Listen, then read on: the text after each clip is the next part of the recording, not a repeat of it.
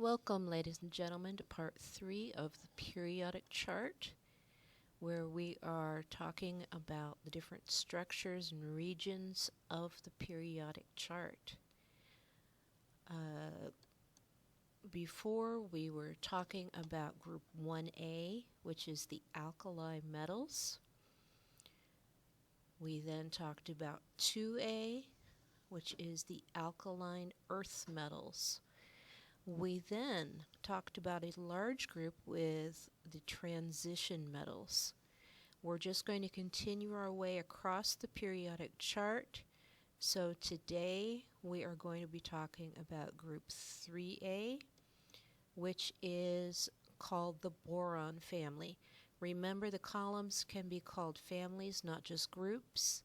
And other than the specially named ones, they are named after the first element that is found at the top of the periodic chart in that group.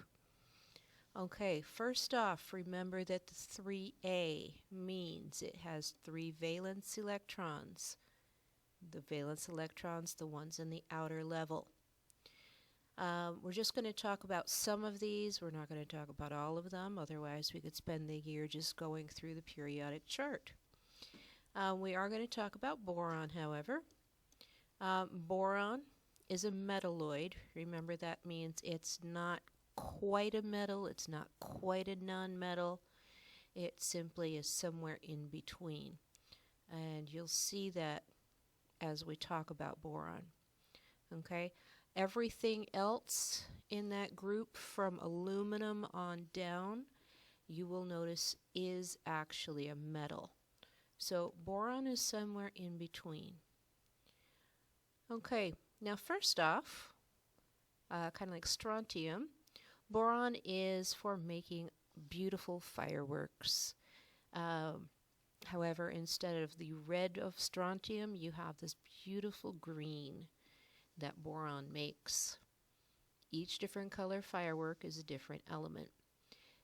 I found this, I don't know if you want to call it an ad or an article about boron, which I thought might be kind of interesting. It's interesting in format, definitely.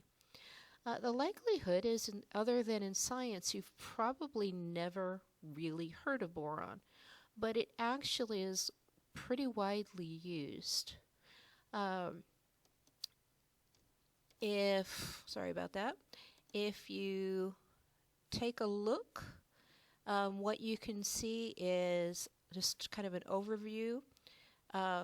Naturally, they are found in our body, they're found in the air, they are found from seawater, they are in the soil, it's needed for plants.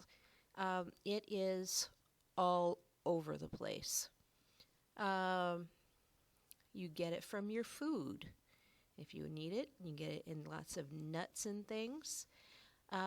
It's used for cleaning, like in borax. It's what absorbs radioactivity. It can be used to limit bacteria or fungal growth. It can be added to glass to make heat-resistant glass, like plexiglass. Fire retardants, it can be added into magnets, all different kinds of things. In your house, you're going to find it added to lumber to protect it, insulation, fiberglass, smart screens, cosmetics, ceramics, flooring, fertilizers, your driveway, the car, all different types of things, including fiberglass. You can see from the map that a lot of places use it, especially places with technology. California is where most of it is, and you can see just kind of how it's used. Lots of times with different industrial things and ceramics and stuff like that. If you want to, you can go read the article. There's actually words, not just pictures, and you have the link there at the bottom if you're interested. Okay, going down after boron is aluminum. It is the most abundant metal on the planet. That means we have aluminum more than any other type of metal. It's used for lots of things. It's not really magnetic. It's lightweight, relatively strong. And because there is so much of it, it is cheap. So we use it for a lot of things. You might not even realize everything around you. I just put a few things here. You can see the tanks, cans, aluminum foil, lights, pots and pans, even airplanes have major structural things made out of aluminum. So we're not going to talk a whole lot about it because you're already familiar with it. Now, gallium, on the other hand, is kind of cool and kind of strange. Okay, gallium is one of the metals right below aluminum. However, it is quite different than aluminum. Okay. Today, I'm going to show you this really cool metal called gallium. It looks a bit like mercury, and it turns into a liquid at about 30 degrees centigrade. That's about 85 degrees Fahrenheit. It's often used in the production of semiconductors and in some LEDs. And when I got mine, it came in a plastic test tube like this. You can see at room temperature it's solid and it won't flow out at all.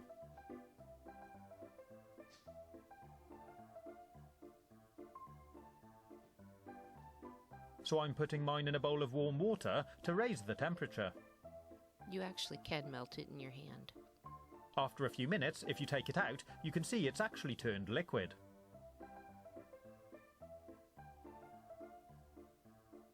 I'm tipping this out straight onto my hand, which I've read is safe to do so, but if you try this, you may want to consider wearing gloves. And you can see this core from the centre of the test tube, which didn't have time to melt yet.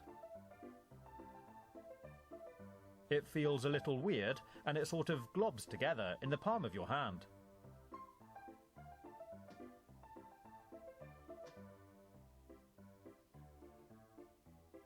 I decided to pour this out onto a plate to let it cool and see what it looks like.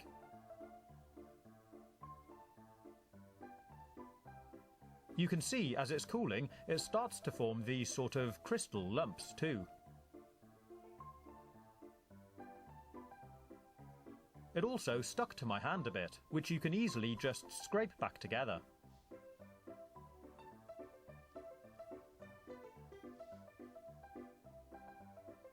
It has left this grey discolouring on my hand, which doesn't seem to wipe off easily. But if you use some soap and warm water, it cleans off okay.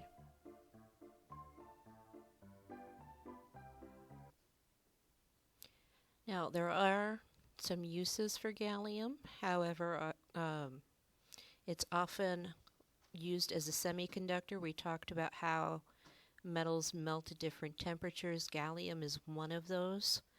Like I said, you can actually melt it in your hand. This is just part of Dave Hack's video on this. If you want to watch it, it's not hard to find. You also might want to ask yourself, if you're bored, you might want to just go see what happens when you add gallium to aluminum, the element that's right next to it on the periodic chart. All kinds of weird happens. So if you're bored and you have some time on your hands, you might want to see what happens if you add gallium and aluminum together. The next group is the carbon family, that is group 4A. So it's going to have 4 valence electrons. Now, one of the unusual things about carbon is it is found in all living things. You are made out of carbon. All of the things that you eat and drink that are from living things, your meat, the vegetables, fruits, all of it is made out of carbon. Now, if those living things do not completely decay, what you end up with is coal and as it's pressured, you end up with diamonds. Those are what diamonds look like, good diamonds, before they are cut. They're just basically the crystal form of carbon, whereas coal is what's known as the amorphous or the non-crystallized version. And it has a lot of impurities in it. Okay? So carbon is very important when we're talking about living things. Now, the last one we're going to talk about specifically is silicon. This is the second most abundant element. The only element we have more of than this is oxygen. And that's not just talking about in the atmosphere, but including all the different chemicals and things that are made up of oxygen. Silicon can be used to make solar panels. It can be used to make those strange little cupcake holders and pot holders and all that stuff that's going to keep you from burning or keep your food from burning. One of the most common uses for it is also computer chips, that green material.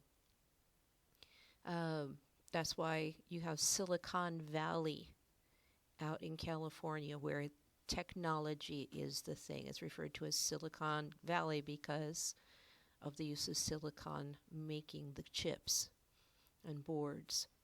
Now, the reason it is the second most common element is because of where we get it primarily from. And that is the beach, specifically the sand on the beach.